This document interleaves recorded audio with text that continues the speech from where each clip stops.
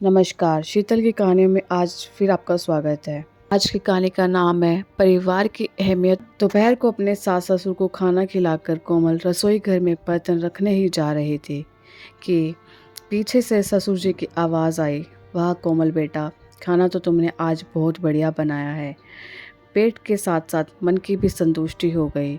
इतना बढ़िया खाने के बाद अगर एक बेसन का लड्डू भी मिल जाता जो तुमने कल बनाए थे तो मज़ा ही आ जाता। ससुर जी की यह बात सुनकर कोमल गुस्से से भुनभुनाती हुई रसोई घर में चली गई और बेसन के लड्डू का डिब्बा उठाकर ससुर जी के सामने मेज़ पर जोर से पटका और अपने कमरे में जाकर बैठ गई। मैं जाने क्या समझ रखा है इन लोगों ने मुझे, मैं तो बस इन लोगों के लिए एक नौकरानी ही हूँ। आखिर मैं भी तो एक इंसान हूँ। ऐसा सोचते हुए उसे अपनी सहेली की सारी बातें याद आने लगी। दरअसल आज सुबह की बात है जब उसकी सहेली परिणीति उससे मिलने आई थी। परिणीति अपने ससुराल से अलग हो चुकी थी, यहाँ तक कि अपने पति से झगड़ा करके वह उससे भी अलग रह रही थी और एक बहुत बड़ी मल्टीनेशनल कंपनी में काम कर रही थी। उसके हिसाब से वह एक बहुत परफेक्ट जिंदगी जी रही थी। इस समय परिणीति कोमल से मिलने आई थी तो करीब 11 बज रहे थे और कोमल सबके लिए रसोई घर में चाय नाश्ता बना रही थी। वह भाग भाग कर सबको बड़े प्यार से नाश्ता करवा रही थी। अपनी सहेली के साथ कुछ वक्त बिताने के लिए उसने जल्दी से रसोई घर का सारा काम किया और फिर चाय नाश्ता लेकर अपनी सहेली परिणीति के पास आ बैठी। और बता परिणीति, तेरी नौकरी कैसी चल रही है, सब ठीक तो है ना? तभी परिणीति मुंह बनाते हुए बोली, अरे मेरा तो मैं बाद में बताऊंगी, लेकिन तेरे साथ जो कुछ हो रहा है वह अच्छा नहीं हो रहा। सहेली की ये बातें सुनते ही कोमल उलझन में पड़ गई। मैं कुछ समझी नहीं परिणीति, साफ साफ बता तू क्या कहना चाहती है। अरे कोमल, तू बड़ी भोली है, अच्छे घर से आई है, पढ़ी लिखी है, तो अपने ससुराल वालों की नौकरानी बनने की क्या जरूरत आन पड़ी। कोमल उस समय हैरान होते हुए बोली, अरे परिणीति, ये तू कैसी बातें कर रही है? मैं भला अपने ससुराल में नौकरानी कब से हो गई? यह तो मेरा अपना परिवार है। इतना प्यार करने वाला पति मिला है मुझे और मेरे सास ससुर तो मुझे इतना प्यार करते हैं जितना कोई अपनी बेटी से भी नहीं करता होगा। इस घर में मुझे लक्ष्मी का दर्जा दिया जाता है, तभी तो मैं भी अपने ससुराल वालों से इतना प्यार करती हूँ। फिर परिणीति मुंह बनाते हुए बोली, हाँ बस तुझे गृह लक्ष्मी कहकर ही इन लोगों ने बेवकूफ़ बना रखा है। अपनी उंगलियों पर नचा रहे हैं और तुझे लगता है कि तेरी इस घर में बहुत अहमियत है। अरे तू इन लोगों के लिए एक केवल नौकरानी है, कभी अपने बारे में भी सोचा है तूने? सुबह से लेकर रात तक चक्कर घनी बनी इन लोगों के लिए काम करती रहती है। तेरी अपनी भी कोई प्राइवेट लाइफ है या नहीं? प्यार की आड़ में सब लोग तुझे बस अपने काम निकलवा रहे हैं। अगर तू अब नहीं संभली तो बाद में तुझे बहुत पछताना पड़ेगा।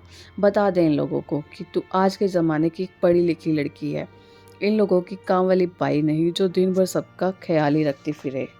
कभी तो अपने लिए भी समय निकाल, बाहर की दुनिया देख, शॉपिंग करने जा, नए स्टाइल के कपड़े पहन, अपनी सहेलियों के साथ कुछ समय बिता। मुझे देख, मैं आज के ज़माने की कॉन्फिडेंट महिला हूँ। ससुराल वालों ने दबाना चाहा तो उन्हें दरकिनार करके अपनी अलग ज़िंदगी बसा ली। मेरा पति मुझे अपने हिसाब से चलाना चाहता था तो मैं उनसे भी अपने सारे रिश्ते तोड़ लिए। आज मैं अपने हिसाब से जी रही हूँ लेकिन संतुष्ट हूँ। इसलिए तुझे समझा रही हूँ कि इन लोगों के प्यार के झूठे झांसे में आकर अपनी ज़िंदगी बर्बाद करने की कोई ज़रूरत नहीं है। सहेली की इन बातों को सुनकर कोमल सोचने पर मजबूर हो गई, लेकिन फिर बोली, अरे परिणीति, यह सब छोड़, तू भी कौन सी बातें लेकर बैठ गए? इतने दिनों बाद मिले हैं, कुछ हंसी मजाक की बातें करते हैं। उस समय तो कोमल ने परिणीति की बातों को नज़रअंदाज कर दिया, लेकिन उसका एक एक शब्द उसके दिल दिमाग में बैठ चुका था। परिणीति की बातें सुनने के बाद उसे सच में ऐसा लगने लगा था कि ससुराल वाले केवल उसका इस्तेमाल कर रहे हैं और उनकी नज़रों में उसकी अहमियत सिर्फ एक काम वाली बाई जैसी है। थोड़ी देर में उसकी सहेली बोली, अच्छा ठीक है कोमल, अब मैं चलती हूँ। कुछ दिन हो गए थे ब्यूटी पार्लर भी नहीं गई थी। वह क्या है ना, मैं अपना पूरा ख्याल रखती हूँ। कटाक्ष करते हुए परिणीति हंसकर अपना बैग उठाकर चली गई और जाते जाते बोली, कोमल चाहे तुझे मेरी बातों का कुछ बुरा लगा होगा, लेकिन इस विषय पर एक बार जरूर सोचना।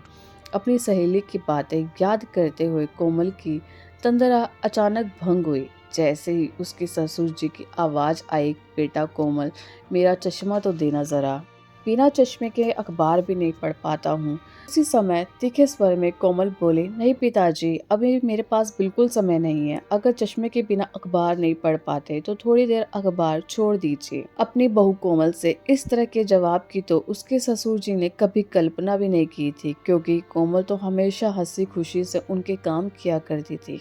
उसके इस व्यवहार पर उसकी सासू माँ भी चौंक गई, लेकिन किसी ने उसे कुछ नहीं कहा। परंतु थोड़ी देर बाद उसकी सासू माँ उसके पास आई और बड़े प्यार से उसे पूछने लगे, कोमल बेटा, तू कुछ परेशान लग रही है, क्या हुआ, तबीयत तो ठीक है ना? लेकिन इस बात में भी कोमल को ऐसा लगा जैसे उसकी सासू माँ चतुराई दिखाकर उसके साथ अपनेपन का दिखावा कर रही है। फिर भड़कते हुए कोमल बोली, नहीं नहीं, मुझे भला क्या परेशानी हो सकती है? मैं तो यहाँ आप सबकी परेशानियाँ दूर करने के लिए बैठी हूँ। आप जाइए, अपने कमरे में आराम कीजिए। आप लोगों के काम वाली बाई तो यहाँ खड़ी है ना? उसकी सासू माँ ने कुछ और कहना उचित नहीं समझा और चुपचाप बाहर चली गई।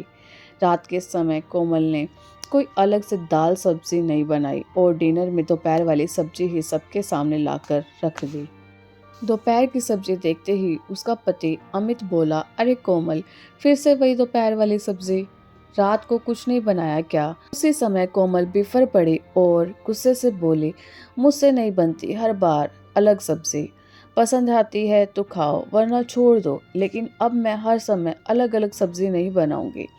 ऐसा कहकर वह अपने कमरे में जाकर सो गई। कोमल का यह जवाब पाकर अमित भी हक्का बक्का रह गया, लेकिन फिर भी उसे किसी ने कुछ नहीं कहा। सब चुपचाप खाना खाकर अपने अपने कमरे में चले गए।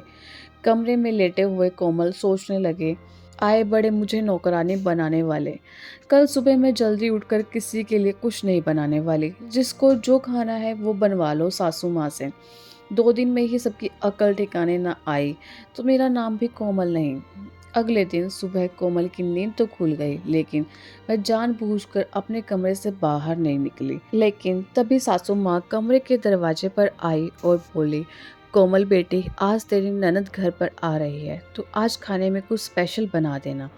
मैं तो कहती हूँ मटर पनीर की सब्जी बना ले तो अच्छा रहेगा। तुम जल्दी से तैयार होकर आ जाओ, मैं तब तक खीर बनाने के लिए रखती हूँ। इतना सुनने की देर थी कि कोमल गुस्से से तिलमिला उठी और बोली, बस मैं तो आप लोगों की मुफ्त की काम वाली बाई बनकर रह गई हूँ। तो दिन भर सबके लिए काम करे, खाना बनाए और मेहमानों की भी आव भगत करती रहे। बहुत हो गया, अब मुझसे ज्यादा उम्मीदें लगाने की कोई जरूरत नहीं है। गुस्से से कोमल पैर पटकते हुए जैसे ही बाथरूम की तरफ जाने लगी, तभी अचानक उसका पैर फिसल गया और धड़ाम से वह जमीन पर गिर गई। दरवाजे की चौखट पर उसका सिर टकरा गया। जहां एक ओर उसकी टांग में भयंकर दर्द होने लगा तो दूसरी ओर माथे से खून बहने लगा। उसकी सासू माँ यह सब देखकर अचानक घबरा गई, दौड़ी दौड़ी उसके पास आई और तुरंत उसे सहारा देते हुए जैसे तैसे बिस्तर पर लिटाया और अपने दुपट्टे से बहते हुए खून को रोकने की कोशिश करने लगी।